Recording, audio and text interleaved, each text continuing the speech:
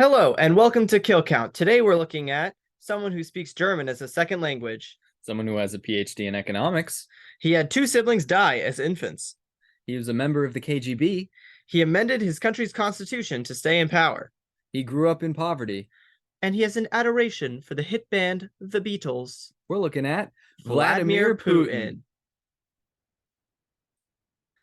His infamy we put as a 10 out of 10 because he's been in the news recently. He's definitely well known on the global scale due to current events that are going on. Now, Putin has said for his entire life that he has wanted to be in the KGB. Now, he eventually got his goal of wanting to be in the KGB in the 1970s after he finished his law degree. We don't really know how many people he killed when he was in the KGB. We know he was stationed over in Germany.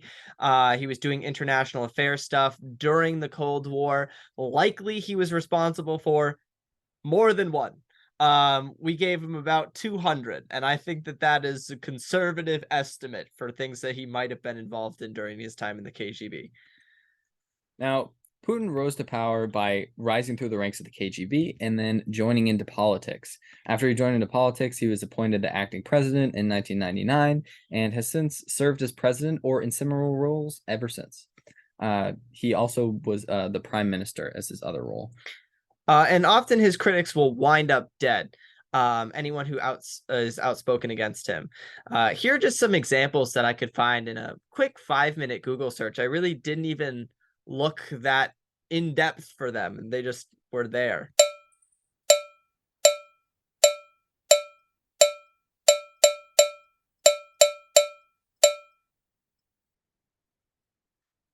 And remember, these are like just his critics. These aren't like his political opponents. These are people who just were outspoken, typically the Russian oligarchs who are rich people. So we gave him a 3 out of 10 for personal kills. This includes his time in the KGB, also his killings of any people who are outspoken against him. Now, Putin was also involved in the Syrian civil war by providing aid to the Syrian government. And this war killed 350,000 people and displaced 6.7 million people. He was also involved in other arms related affairs in the Middle East. So we gave him some kills for his support in these affairs. And it's really hard to give an exact count for things that he's not directly responsible for starting, because obviously we can't give him all of the kills for it. So we just gave him an approximate number based off support that he's given in certain conflicts within the Middle East. The big thing that we have is his war with Ukraine. And he started that back in 2014 when he annexed Crimea. And throughout 2021 and 2022, he was stockpiling arms, tanks, troops, all of that stuff along the border of Ukraine. Said he wasn't going to invade, but then he eventually invaded February of 2022. And he thought the war was going to be over quickly, but it's still currently going on, due in fact to a lot of the aid that the United States and other NATO countries have provided. This one's entirely his fault. He just completely chose to do this. So for political kills, we gave him a 6 out of 10. He's not responsible for as many deaths. There are about 350,000 and counting from the Ukraine war right now. But he has been involved in a lot of global war conflicts as a result of politics. And he's had quite a while to stay in power because he has amended his constitution multiple times to serve 4 years as president and 1 term as prime minister. And he just amended his constitution again to get 2 more 6-year terms. Keep in mind, Putin's already in his 70s, so another 12 years, he's going to be well into his 80s. He's likely going to continue being the president until he dies, unless there's some large-scale revolt. And oftentimes, his political opponents wind up dead.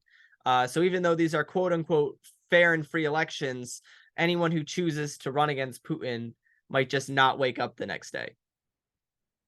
So for creativity, we gave him a 3 out of 10 because a lot of his kills weren't super exciting in how he did it, but he did have some creative ways to stay in power. We also gave him a 4 out of 10 for self-agency. He did a lot of behind-the-scenes stuff, which is a little bit more like political, international. But his war with Ukraine was pretty much all Putin. He just decided to do that, so that's a lot more on him. Now, did he get away with it? Currently, yeah. Yeah, he's still in power. and he's more than likely going to stay in power. So we gave him a 10 out of 10 for getting away with it. I don't really see a way that we can give anyone else a 10 out of 10 besides Putin, because he's not going to be overthrown likely. And an overall kill score 6 out of 10 when you factor those all together, and a total kill count of 454,333. Now compare that to the 2023 population. We're over 8 billion people now, so it doesn't really dent it. Keep in mind, though, this is a pretty rough estimate. He does a lot of stuff behind the scenes. It's really hard to give an exact count for him. And as the war with Ukraine progresses, who knows? Things like nuclear weapons might get involved, and that would bring his count up pretty quickly. So if that happens, we might need to drop a part 2. But let us know who you want to see next. Thank you for watching, and this has been Kill Count.